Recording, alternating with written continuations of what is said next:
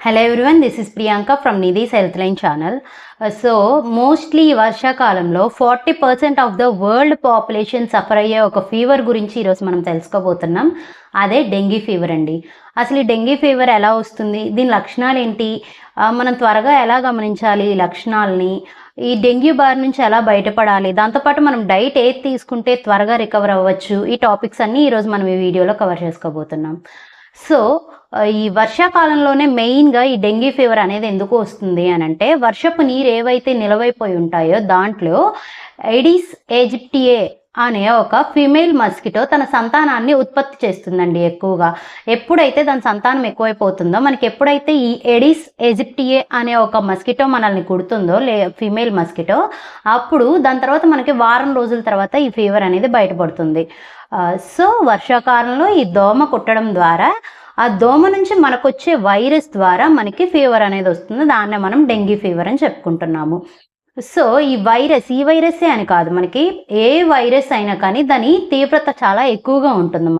So మనం dengue దోమ కుడితే 7 days తర్వాత ఫీవర్ మనకు వస్తుంది అని చెప్పుకున్నాం కదా. మెయిన్లీ డెంగ్యూ దోమ అనేది మనకి మార్నింగ్ టైమ్స్ మాత్రమే కుడుతుందండి. అండ్ కుట్టిన తర్వాత మనకి కుట్టినట్టు కూడా అనిపించదంట, అంత ఇదిగా కుడుతుంది. అండ్ మోస్ట్లీ ఇది మోకాల నుంచి అరికాల దాకా మాత్రమే కుట్టే ఛాన్సెస్ ఎక్కువగా ఉన్నాయి ఈ దోమకి, ఎందుకంటే ఇది చాలా పైదాకా ఎగరలేదు కాబట్టి మనలో. దీని ఫస్ట్ 3 stagesకి చెప్పుకుంటామండి. మనం డెంగ్యూ వ్యాధిని మనం 3 stages ఉంటాయి: mild, moderate, severe. Mild dengue ఉన్నప్పుడు మనకి అంత ఇబ్బంది కాకపోవచ్చు, కానీ ఎప్పుడైతే ఇది మోడరేట్ అండ్ సివియర్ స్టేజెస్లోకి వెళ్తుందో అప్పుడు ఆ వ్యక్తి చాలా ఇబ్బందికర పరిస్థితులను ఎదుర్కోవాల్సి వస్తుంది. సో మైల్డ్ సిమ్టమ్స్ ఏమేమి ఉండొచ్చు ఈ డెంగ్యూ వ్యాధికి అనేది ఇప్పుడు మనం తెలుసుకుందాం. ఈ మైల్డ్ డెంగీలో మనకి ఏమేమి ఉంటాయంటే లక్షణాలు: వాంతులని, విరోచనాలని, తలనొప్పని, back pain, muscle pains. Next వచ్చేసి ఫీవర్ చాలా హై గ్రేడ్లో ఉంటుందండి. అంటే 102 నుంచి 105 ఫీవర్ కూడా మనం నోటీస్ చేస్తూ ఉంటాం ఈ డెంగ్యూ ఫీవర్లో. దీని ప్రధాన లక్షణాలు నొప్పులండి బాగా. At the same time dehydrate అయిపోతూ ఉంటారు పేషెంట్స్. సో ఈ చలికాలం, ఈ వర్షాకాలంలో మనకి ఎప్పుడైతే ఒకసారి ఫీవర్ వస్తుంది తగ్గుతుంది ఇట్లా ఒక 2-3 days మనం నోటీస్ చేసుకున్నాము అన్న తర్వాత, అప్పటికి కూడా 2-3 days తర్వాత కూడా మనకి ఎప్పుడైతే ఫీవర్ కంట్రోల్ అవ్వట్లేదు అనుకుంటామో అప్పుడు కంపల్సరీగా మనం ఒక మంచి డాక్టర్ని అప్రోచ్ అవ్వాలి. సో దట్ వాళ్ళు మనకి టెస్టులు చేస్తే ఈ డెంగ్యూ అనేది పాజిటివా నెగిటివా అనేది ఈజీగా మనకి తెలిసిపోతుంది అనమాట. సివియర్ డెంగ్యూ అండ్ మోడరేట్ డెంగ్యూకి లక్షణాలు ఎలా ఉంటాయో ఇప్పుడు తెలుసుకుందాం.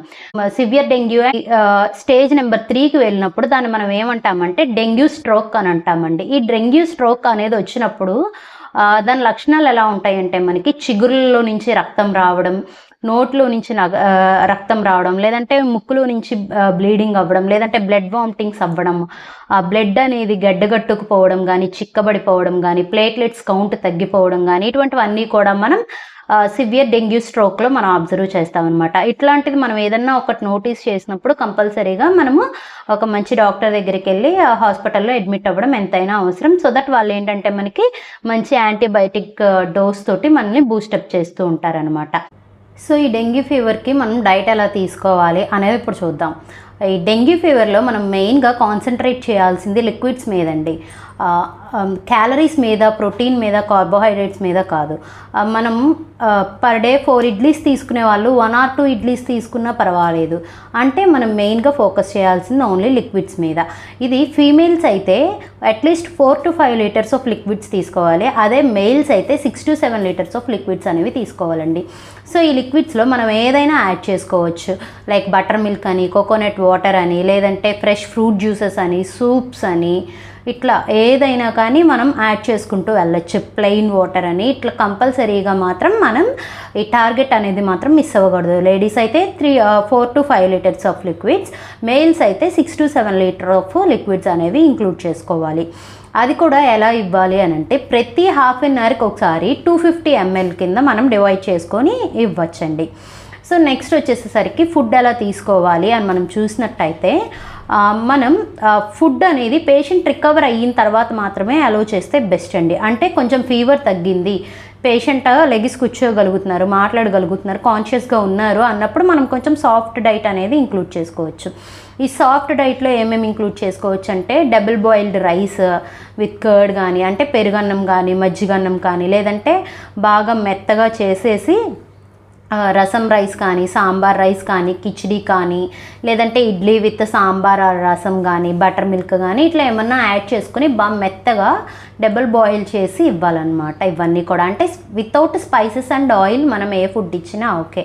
ఇంకా ఫ్రూట్స్లో ఏది తీసుకుంటే ది బెస్ట్ అని నన్ను అడిగితే నేను 4 ఫ్రూట్స్ అనేది సజెస్ట్ చేస్తానండి. ఏంటంటే అది కివీ ఒకటి, నెక్స్ట్ డ్రాగన్ ఫ్రూట్ ఒకటి, పపాయా ఒకటి, నెక్స్ట్ వచ్చేసి ఆరెంజెస్ అండి. ఇవి ఎక్సలెంట్గా పనిచేస్తాయి ఈ డెంగ్యూ పేషెంట్స్కి, ఎనర్జీ ఇవ్వడానికి, ఇమ్యూన్ సిస్టమ్ని బూస్టప్ చేయడానికి, ప్లేట్లెట్స్ ఇంక్రీజ్ అవ్వడానికి. సో ఈ 4 ఫ్రూట్స్ కంపల్సరీగా ఈ డైట్లో ఇంక్లూడ్ చేయడానికి ట్రై చేయండి. కుదిరినంత వరకు డైరీ ప్రోడక్ట్స్ అంటే పాలు, పాల పదార్థాలు ఇంక్లూడ్ చేసుకోవడానికి ట్రై చేయండి. దాంతోపాటు మేకపాలు తీసుకుంటే మంచిదే. అండ్ మర్చిపోకుండా పపాయో లీవ్స్ని జ్యూస్ చేసుకుని తాగడానికి ప్రయత్నించండి. సో ఓన్లీ డైట్ మాత్రమే తీసుకుంటే మనకి డెంగ్యూ అనేది రికవర్ అయిపోతాము. పారాసెటమాల్, డోలో 650 ఇట్లాంటివి ఏవో వేసుకుని ఇంట్లోనే ఉండి డెంగ్యూ వ్యాధిని కంట్రోల్ చేసుకుందామని అంటే మాత్రం కుదరదండి. కంపల్సరీగా యాంటీబయోటిక్స్ అనేవి ఈ డెంగ్యూ వ్యాధికి మనం తీసుకోవాల్సిందే. అది మనము ఎప్పుడైతే డాక్టర్ని అప్రోచ్ అవుతామో వాళ్ళు మన స్టేజ్ని తగ్గట్టుగా, అంటే 3 స్టేజెస్ అని చెప్పుకున్నాం కదా, ఆ స్టేజెస్కి తగ్గట్టుగా వాళ్ళు మనకి డోస్ అనేది ప్రిఫర్ చేస్తారు. దాంతోపాటు అడిక్వేట్ రెస్ట్ తీసుకోవాలి అండ్ డైట్ అనేది మ్యాండేటరీగా ఫాలో అవుతూ ఉండాలి. చూసాం కదండి అసలు డెంగ్యూ వ్యాధి అంటే ఏంటి, అది ఎలా వస్తుంది, దాని లక్షణాలు ఏంటి అని. హోప్ ఈ వీడియో మీకు నచ్చిందని అనుకుంటున్నాను.